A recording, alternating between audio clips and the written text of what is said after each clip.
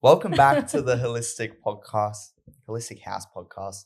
Today, we're going to be diving into the subject of DNA and how it can affect a plethora of different aspects in your life. First, I've got a question for you. When people hear DNA, what's the simplest, most accurate way to explain what it actually is? Well, firstly, hi, Carter. This is one of my favorite topics. So how I explain DNA to my clients is basically it is like your genetic blueprint or your recipe book for your entire body, and it tells the body what to do. So it's our lineup, and it's basically a long code with 4 chemical letters, right? And basically what that is, it's the instruction manual for the entire body. Tells us how to grow, how to repair, how cells need to function. So it basically is your body's recipe book. Interesting. What are the biggest myths you hear about DNA and genetics as a whole in the wellness space? So probably the biggest myth that we need to dispel is that DNA is your destiny, right? So what I mean by that is people often say, oh my God, I've got the worst genes in the world. But you're not, right? So it's not your destiny. It is basically a blueprint, but that destiny can be changed through changing the expression of your genes. So even if you have bad genes, you can express them into good genes through what you do with your lifestyle, your diet, and so much more. Okay, so how much of that is genes and DNA and lifestyle? So basically your DNA, I would say, or your genetic lineup is about 10 to 20%, whereas lifestyle and epigenetics holds about 80 to 90% responsibility. So what I'm saying by that is your genes is only 10%, but what you do with sleep, meditation, the food you eat, toxins has a 80 to 90% impact on how those genes express themselves. Oh my God. Yeah. So I like to think of it this way, is that your genetic lineup is like your gun, right? And the lifestyle and the epigenetics is the trigger. Okay. Right? Does that make sense? Yeah. Yeah. So basically you've got a loaded gun, which is your genes, your blueprint that you've been given. The way that you shoot that within life is what you do with your diet, your sleep, your lifestyle, and stress levels, and so much more, because that can really impact your DNA. Interesting. So what got you so interested in DNA in the first place? Because I know you love it and you do a lot of testing with it here. Okay, so my love for DNA basically came through my own personal journey of having stage 4 ovarian cancer and beating stage 4 ovarian cancer. So what basically happened is I found myself in the quandary, like the person I am. I'm a bit of a detective and I want to know why. So in my job every day, I'm trying to find out, why has a person got in this situation? What are the drivers and how can we fix the drivers? So here I was at 28. I had stage 4 ovarian cancer. I cured myself, but I was still questioning, why did I get the cancer? And I had 3 other people living in my house that were exposed to a deadly chemical mix, and they never got cancer. So it made me start asking, was there something in my genes or my DNA that led to this in the first place? And that's how I uncovered it. So I basically you imagine back then, this was over 22, 23 years ago, doing DNA testing or finding a good DNA test that was cheap or accessible at the time. So today, DNA testing is relatively inexpensive. Back then, it was thousands of dollars. But it did help me uncover some genes that impaired my detoxification pathways to do with things like glycophosphates and pesticides that could definitely contributed to the cancer in the first place. So that's where my love of DNA came from. What detox pathways were those? So when we look at the detox pathways, so I basically had some cytochrome pathways that were impaired, and also some deletions of the glutathione genes, which were affecting my ability to remove heavy metals, toxins, and particularly things like pesticides and glycophosphates. So when I'm exposed to something like, say, Agent Orange, which is a mix of 8 deadly chemicals, my ability to detoxify them was, 80% slower without me being aware of this, right? The problem then is these things mimic hormones, and those hormones then drive endocrine-based cancers, and that's what happened. Is there lifestyle changes you can make, like diet, sleep, and that they can switch on or off these genes? Completely. So as I said, your lifestyle or epigenetics is about 80 to 90% responsible for how a gene behaves. So basically, if you're lowering your stress levels, you've got great sleep, environment, that can have a big impact. Now, really interesting, something like meditation can affect 1,500 genes expression, right, in a positive way, as far as bringing inflammation down, helping to detox. The same thing is with exercise. Exercise can impact over 1,000 genes, and a lot of people don't realize the change in these genes is rapid.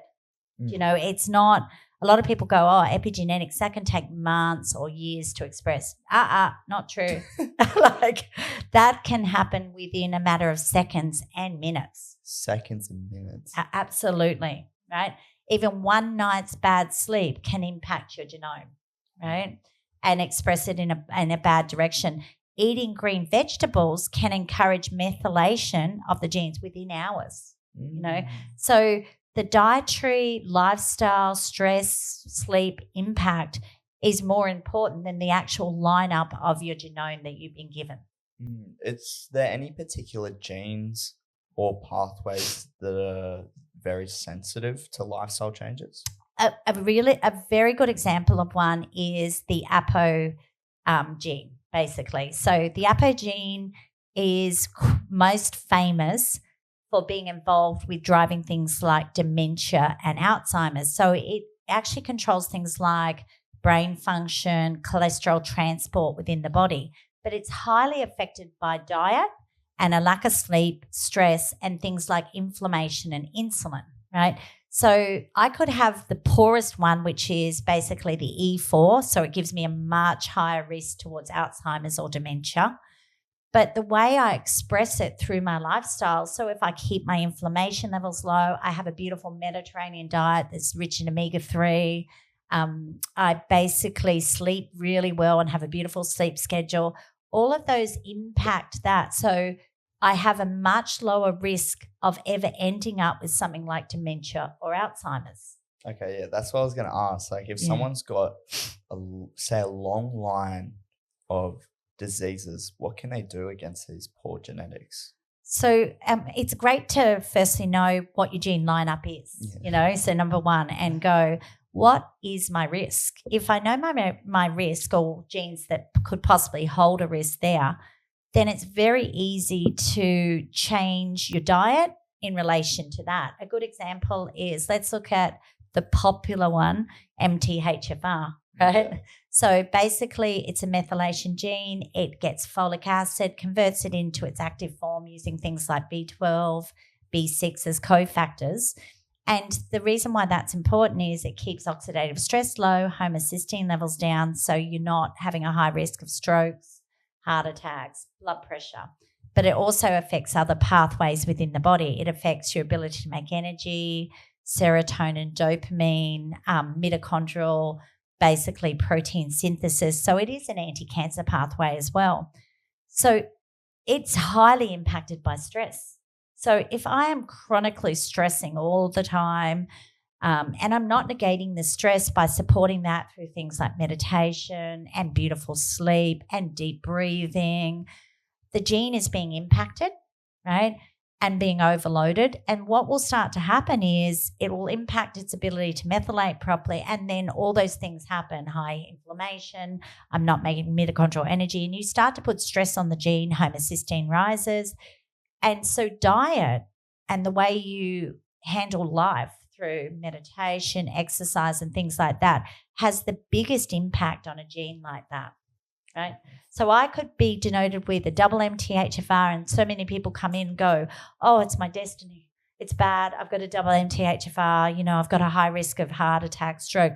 You could not have any risk whatsoever, because remember, you're 90% responsible through what you do, through what you eat, through how you meditate, how you breathe. So that has a bigger impact than having a rooted gene, right? Okay. Or what's considered that. Yeah. So basically, Yeah. you know, your genes, your DNA, you've got a long family line of diseases or whatever. It's not your destiny. It's not your destiny. Your responsibility. 100%. Okay. Do you tend to see people, they have a long line of family diseases and they're like, oh, they just give it all up? They're like, no, I can't do anything.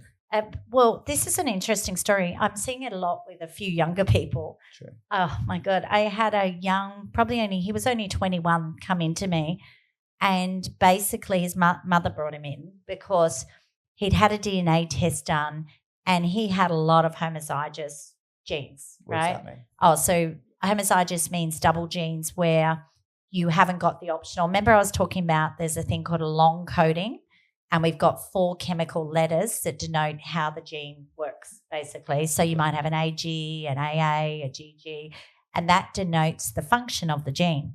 So when he came in, he had done a complete DNA test looking at even things like serotonin, dopamine, your chemical messages, and he had incredible amounts of homozygous, which are not considered optimal, right? So poor serotonin receptivity, poor dopamine transport, all of these types of things.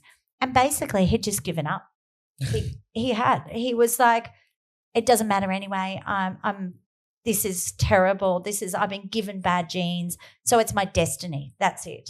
Right. And it was so hard to actually sit there and convince him because he said, my lineup is rooted. That's what I've been given. So my destiny isn't great. I'm always going to have a bad mind. I'm going to be loaded with anxiety and depression because of my genes. Right, basically. And I had to explain to him, no, even if you've been given a poor lineup of genes, that is not your destiny.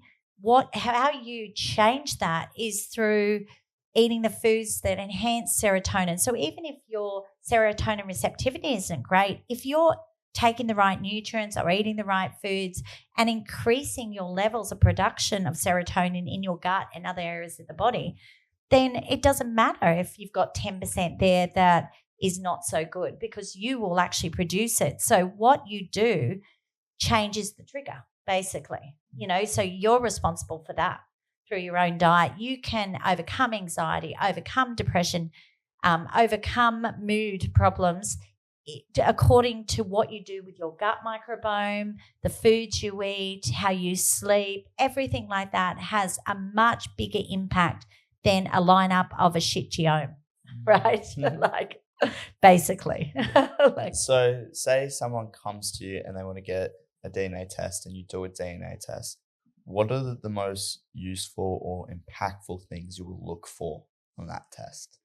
Okay, there was a great book written years ago and it was called Dirty Genes, right? So basically, and I thought it was fantastic, one of the best books ever, if you want to just introduce yourself to some gene work.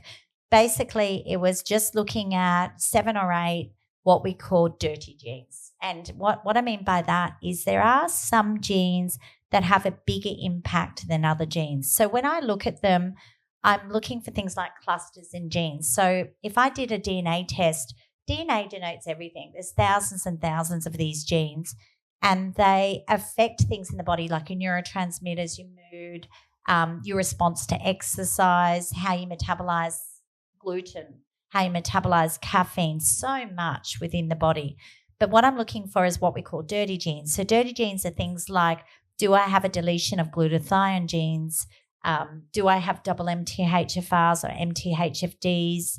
How are my detox pathways working? So there's some that are more prominent than others, even things like inflammatory genes. So what I'm looking for is clusters within areas and whether any of those dirty genes are affected, because those genes tend to have an impact on other genes within the body, right? A good example is, how important is it to detoxify?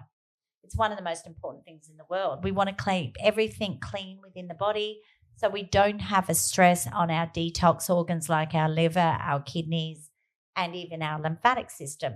So if I've been denoted with a lot of dirty detox genes, you could imagine that toxicity is going to affect a lot of other pathways within the human body, right? So I'm looking for some of the most important areas, like how do we detoxify?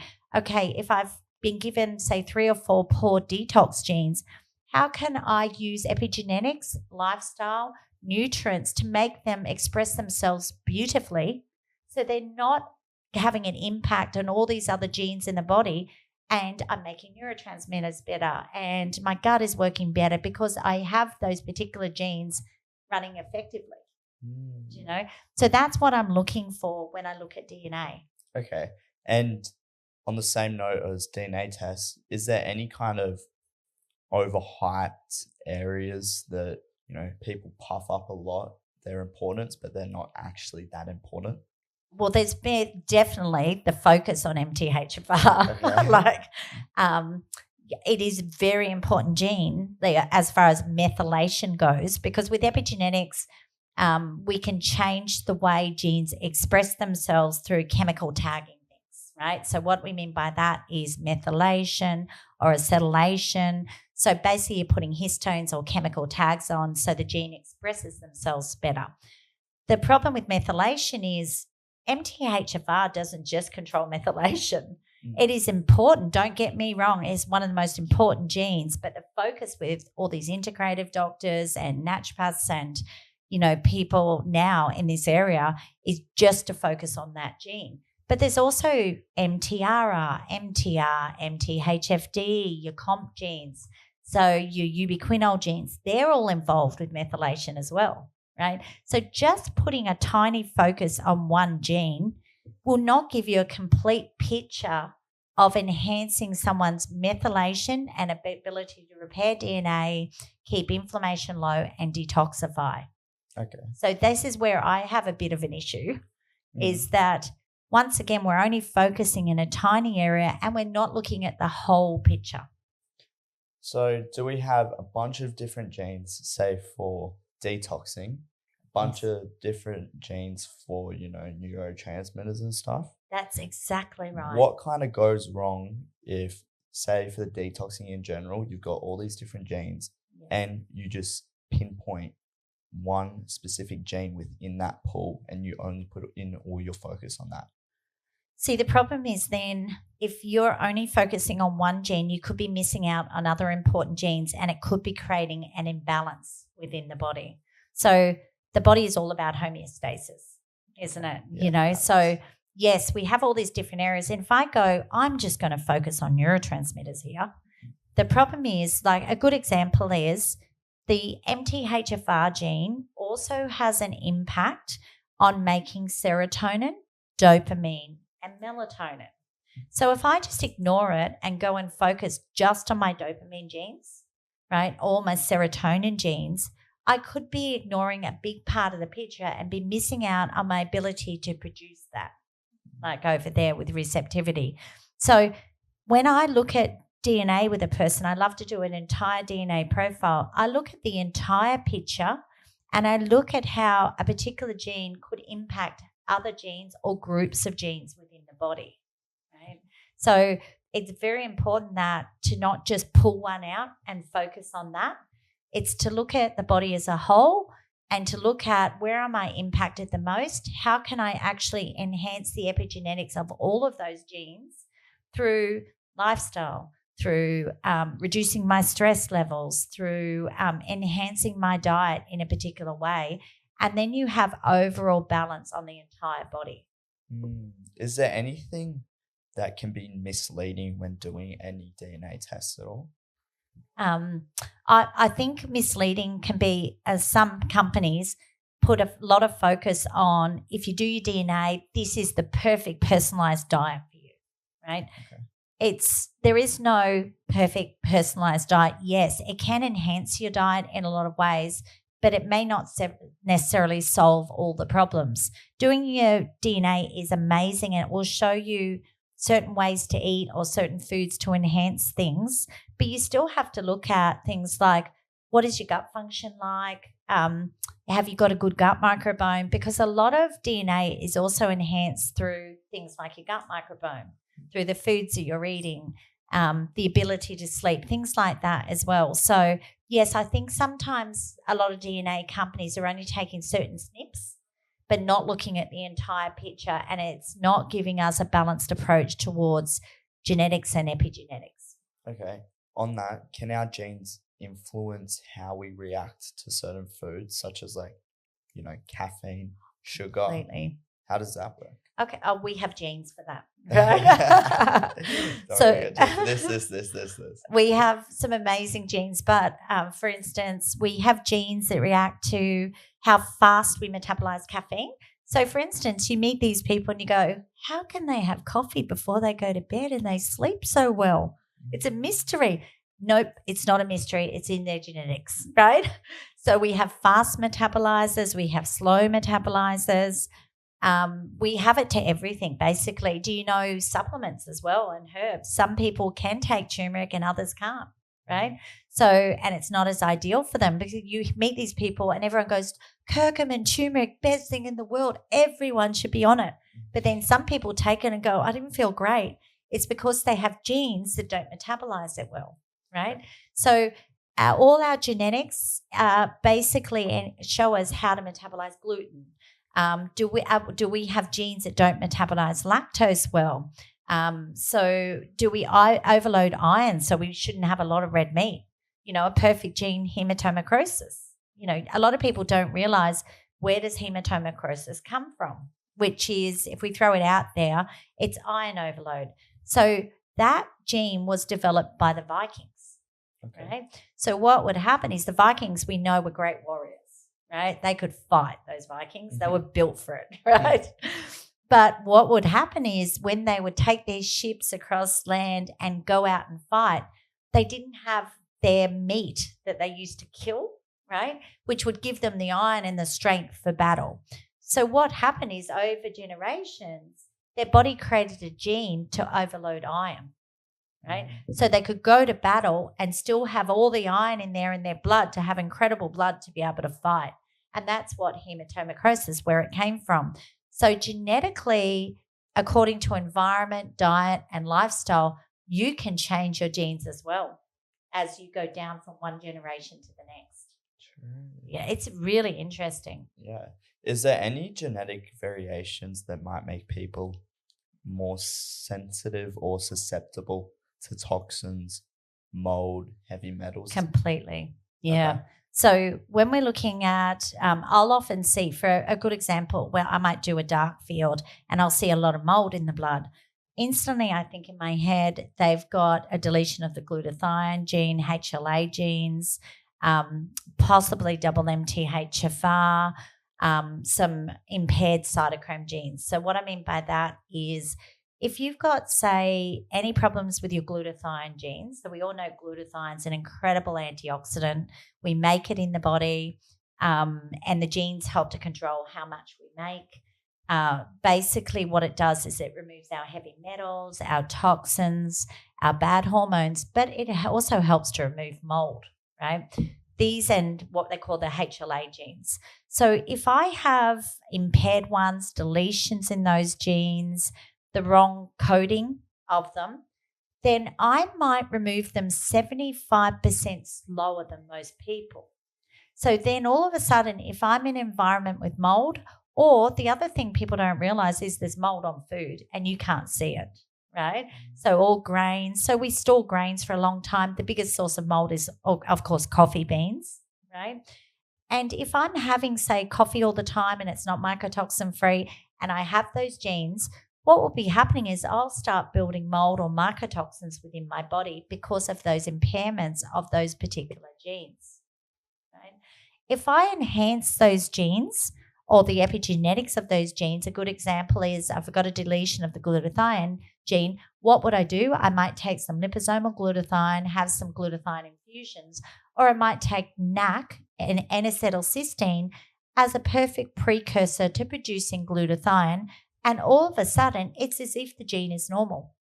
I'm detoxing mycotoxins now, right? Okay. And clearing them. So it's amazing to know your genetics, the impact that it could possibly have, and what can you do naturally to make yourself just like any other person. I like this. I Yeah. want to know, is there any genetic variations, gene variations, where you see people struggle with energy, maybe even weight loss or hormonal balance? Yeah, this is a perfect area. There's some incredible genes that we like to look at for this reason. As far as energy production goes, I love to look at one called manganese sod or superoxide dismutase, right? Basically, superoxide dismutase does help us detoxify, but it also helps us to make energy within a cell, right? The other ones we like to look at is there's for weight loss or metabolism, looking at things like your FTO or your PPARP. These ones have the biggest FTO basically is fat transport, right? But it has an impact on things like insulin resistance. So if I've got a poor FTO gene, it means I will not respond to carbohydrates well. They'll convert straight to sugars and straight into fat. I'll get a lot of insulin resistance. And I may need to look at altering my diet through my own genetics to make the FTO work better, right? That's a perfect example. So double MTHFR has a big impact on mitochondrial energy. So if I've got a particular one of the double and I'm not methylating it really well, then I won't make much mitochondrial energy. And then, of course, we have things like the thyroid genes, progesterone receptivity, estrogen clearance within the body. So there's some incredible genes, like even looking at your cytochrome 450 genes, that's how we clear estrogen. So we might have genes that produce more estrogen, but we're not clearing them effectively through the first phase in the liver. Okay. So you can see there's a lot of genes. I could talk about lots of them, but we love to bring them together to see which ones have the biggest impact and if we can express them better to see how the body changes long term. How much do you see that PCOS and endometriosis and painful periods are linked to bad gene expression? Well, like I said, genes are only 20%, whereas the other 80% is controlled by your lifestyle. But still, take this back. If I have 20% of poor genes that are not removing estrogen correctly, so I might have deletions in the glutathione, double MTHFRs, poor cytochrome genes in the first phase of the liver, then that 20% could be taking the pathway of not clearing my hormones correctly. And my lifestyle is impacting that even more. So if my lifestyle is poor and I've got these bad homozygous genes, it could be playing a massive role without you realizing. So I love DNA, and I've been doing it for a very long time. And I've seen the impact that it makes as soon as you start to change things with people. So initially when I get a person, I look at the entire picture. I look at what is out of balance. Where do I need to correct things? Okay, I need to get absorption going. There might be a problem with the gut lining. So I start to bring the body in balance, but then I often order a DNA, right? Because I want to see what is the impact the genes are having on the hormones, on your inability to clear them. Because then I know if I correct that and still have an issue, there's something deeper going on. Interesting. Do you have any stories or case studies where a big factor of it was working with DNA and genetics that helped heal them? I've got actually a very interesting one that I'd like to throw out there. It might be a bit controversial, but it's interesting. Yeah, right? But it's a true story. It's just my opinion. It's what I've experienced. So I do a lot of work in the oncology field. I love it because of my own experience. And I've had families coming to me for a long time now. As you know, I've been practicing for over 30 years. So now I'm getting second and third generations, of families. And basically, there's always been a lot of fear around certain genes. So one of the biggest ones that's very fear-based is the BRCA gene, and I'm not discounting it as being an important gene, but there's a lot of focus around BRCA and high risk for ovarian, breast, and all these other types of cancers. I've had a lot of clients that I've seen over years, and then they've had children and their daughters have had that gene. But what they discovered is that there's, like any gene, if you can, like I said, you're born 10% with the gene, the other 80 to 90% is how you express it. So generally with that, there's double mutations going on. How do you slow that ability for it to mutate to reduce your risks? And there's ways to do it. So I've had a family that I have been working with for 25 years, right? And basically what we do is we help to reduce the risk, the oxidative stress damage through natural nutrients like selenium and things like indole-3 carbinol. And what that does is it helps to reduce a lot of the oxidative stress that's involved with that gene. So it's interesting now I'm treating her daughters, and we're doing it all naturally without having to go down the surgery route. And this is their opinion. This is what they want to do. But it's taken the fear out of them thinking that this is the way I am going to end up. And because I have that one gene, this is my destiny. So now her daughters aren't living with the fear, right? Because they know they've taken control of 80 to 90% of what they can do to enhance it in a positive direction. So I really love stories like this, because when it first happened to her and she went through breast cancer and had all the surgery and that, she was surrounded with a lot of fear, but realized there must be other ways to reduce or negate this fear. So her daughters did not have to live with it. And this is how her daughters live today. And in fact, one of them has now become a naturopath. Yeah, which is a beautiful story, Nice. Yeah. Did they have any kind of mental issues at all, or were they ridden with anxiety or bad moods? These particular these particular people? No. This is more to do with oxidative stress, right? Okay. So that particular story I'm talking about is, we all know with that particular gene, the medical way of looking at it is to remove your breasts, your ovaries, all of this to negate your risk. What I was looking at is some people don't want to go down that pathway, but they want to negate the risk. And we did it through using antioxidants and things that could lower their oxidative stress in the body so the gene wasn't impacted as much.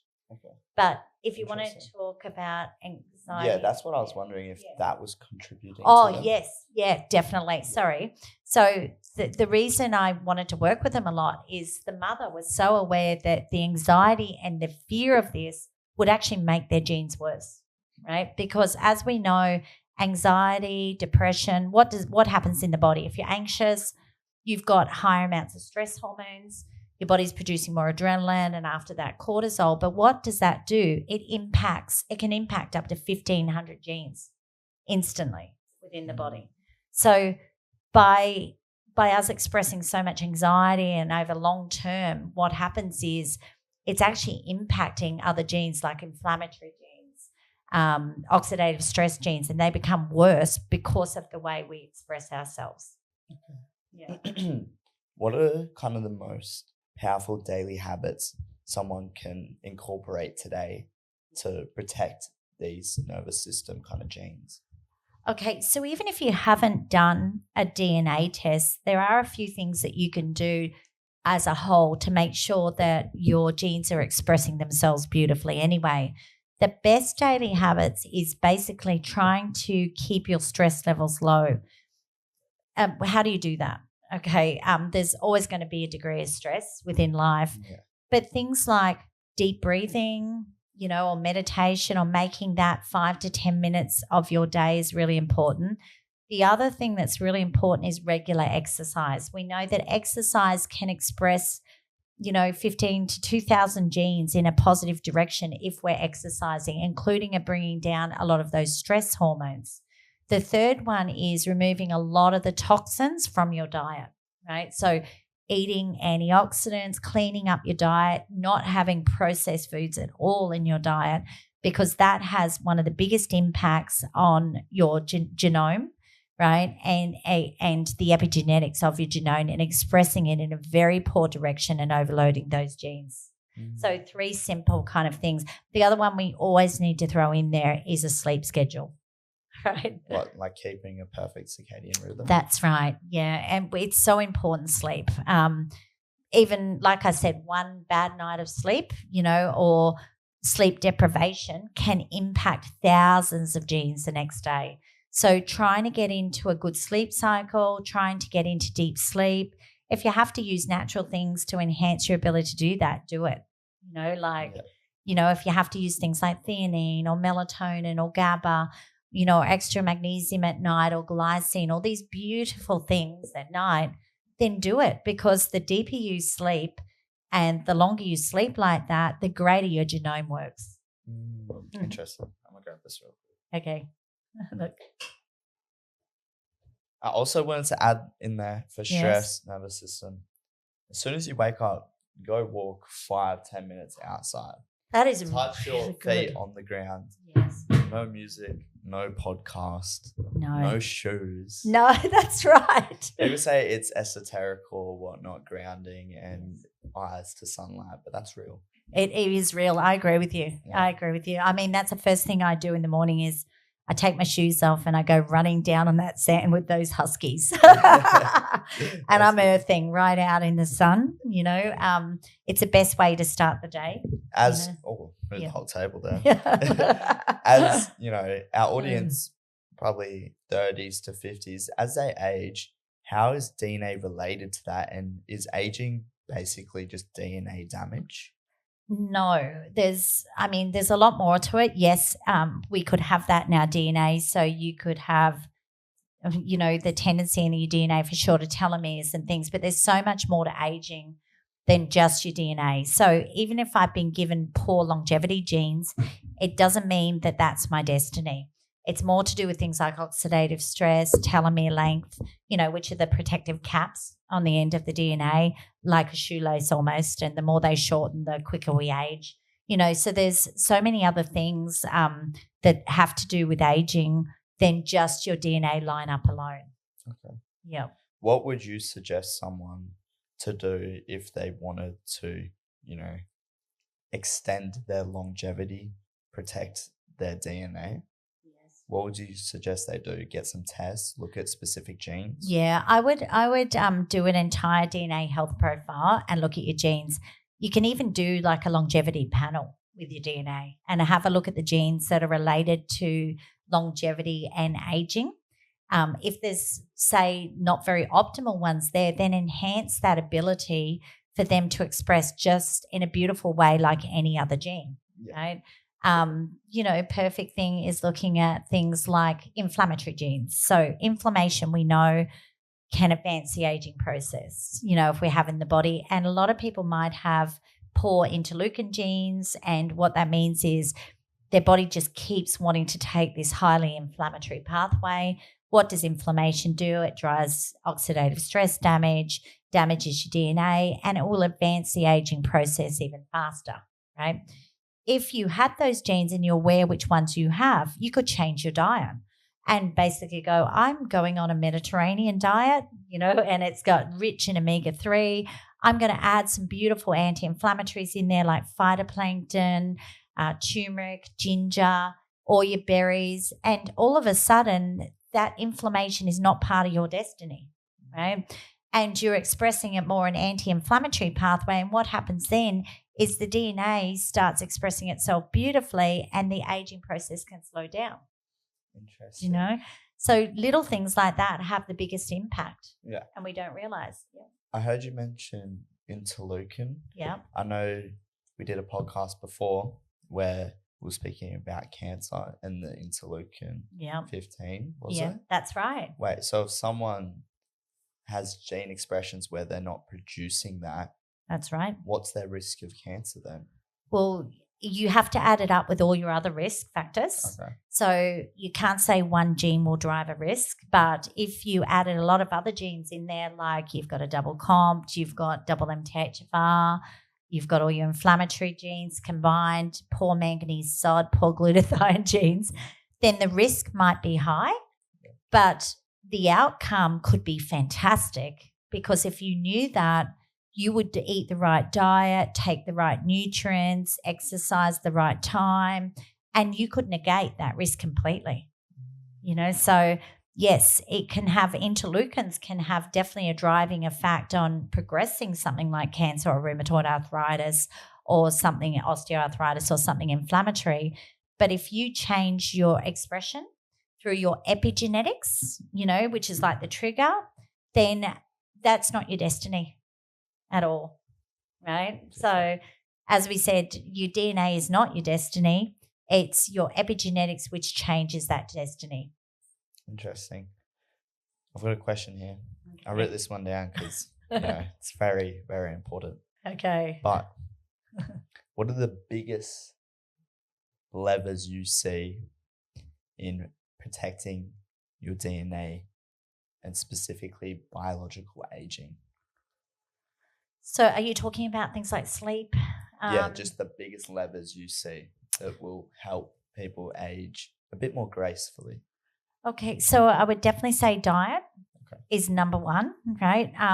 Diet's even more important than exercise. So if we look at slowing the aging process down, we're looking at including a lot of antioxidants. So antioxidants like things like resveratrol, ubiquinol, your vitamin A, D, E, K, things like that are super important because they slow down free radical attack. And if we have too many free radicals, it causes oxidative stress damage, which damages DNA and makes us age faster. So diet is an incredible impact. The other thing with diet is removing, like I said, processed foods, too much saturated fats, sugars, because what do? They do the same thing. They drive free radical attack. They overload metabolism, and what happens then is DNA becomes damaged and increases aging, right? So they're really important. When we look at lifestyle factors, one of the biggest lifestyle factors is stress, right? So if we're chronically stressed all the time, we're going to age faster. That's naturally what happens. Cortisol's up, adrenaline's up, adrenals become depleted, the microbiome becomes damaged. So much happens related to stress. And when you see people and you go, oh my God, they could turn grey overnight from stress, which is true. They can turn grey overnight. What is greying of the hair? Oxidative stress damage caused from stress, right? So stress is one. And then like I always reiterate over and over, good sleep, right? Good sleep, just like Sleeping Beauty, she became young overnight. She never aged, basically, because she slept so deeply and beautifully, right? What are the biggest limitations to DNA and predicting serious illnesses and stuff like cancer? DNA alone cannot predict it, right? All it can do is show you risk, for sure. But it can't predict the outcome of that, right? It can show you I may have a risk to a certain thing like breast cancer. A great example is let's just throw out something like triple negative breast cancer. They say it's rare. It's not that rare. It's just that we don't have a drug like an estrogen blocker to treat it, right? Yeah. So, but you could do a DNA test and find out you've got poor superoxide genes, poor glutathione genes, and all these things that could be affecting detoxification, that could be creating DNA damage, that could give you the risk. So a lot of people come to me all the time and they always say, oh, my grandma had breast cancer, my mum had breast cancer, I had breast cancer, but I don't have a BRCA gene, right?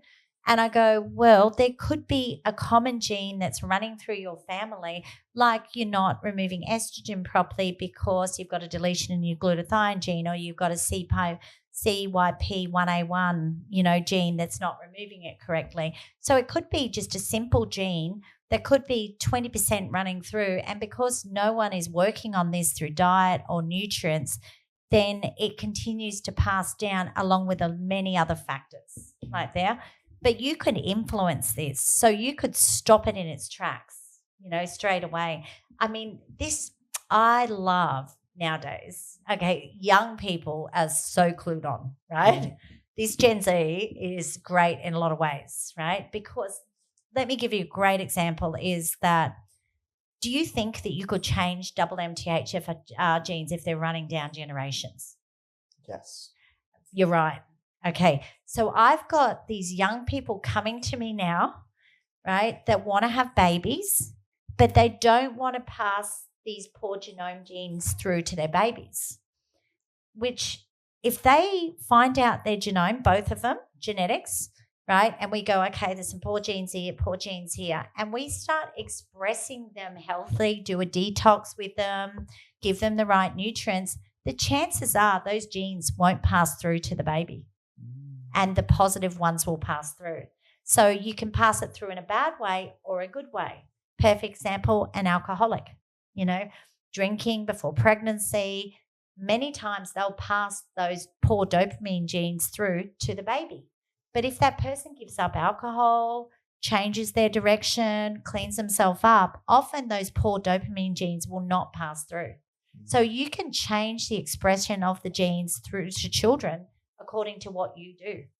Okay, interesting. So basically doing a full inner cleanse of your DNA and genetics, even if you previously had bad gene expressions. That's right. And you were going to pass them on. If you do this cleanse, fix up your life, the likelihood that you pass on those genetics is very low.